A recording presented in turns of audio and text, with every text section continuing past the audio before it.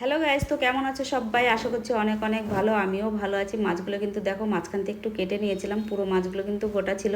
আজকে কিন্তু করব পাকাল মাছের মানে ঝোল আলু দিয়ে। তার জন্য কি কি নিয়েছি দেখো: আদা রসুনের পেস্ট, ধনের গুঁড়ো, জিরের গুঁড়ো, লঙ্কার গুঁড়ো, হলুদ গুঁড়ো, টমেটো কুচি, পেঁয়াজ কুচি, আর কিন্তু নিয়েছি আলু কেটেও।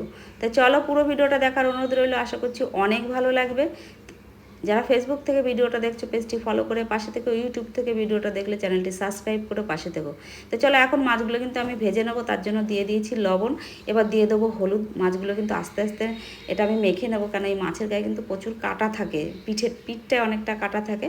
মাছটা কিন্তু মাখা হয়ে গেছে। এদিকে কিন্তু কড়াই বসিয়ে দিয়েছি, কড়াইতে দিয়ে দিয়েছি তেল। তেল কিন্তু গরম হয়ে গেছে, দিয়ে দেবো কিন্তু এতে একটু লবণ, যাতে মাছটা লেগে না যায়। এবার কিন্তু আস্তে আস্তে মাছগুলো কড়াইতে দিয়ে দেবো, সমস্ত মাছগুলো, মানে সব একসাথে ভাজবো না, দুটো ব্যাচে মাছগুলো আমি ভেজে নেবো।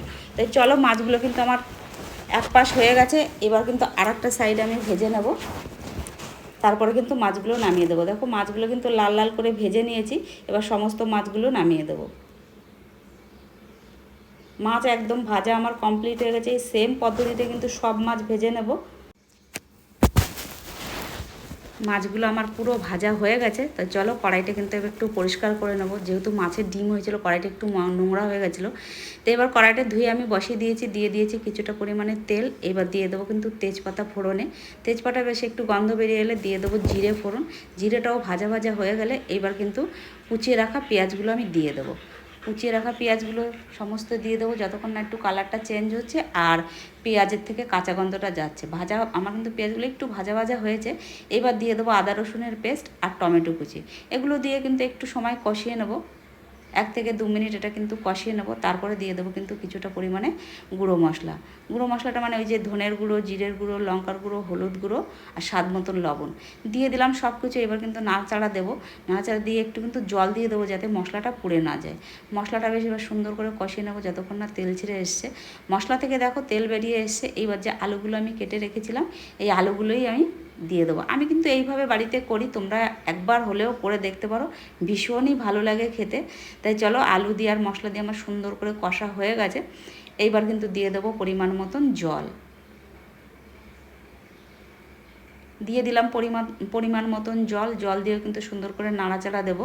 নাড়াচাড়া দিয়ে তারপরে কিন্তু আমি এটা ঢাকা দিয়ে রেখে দেবো।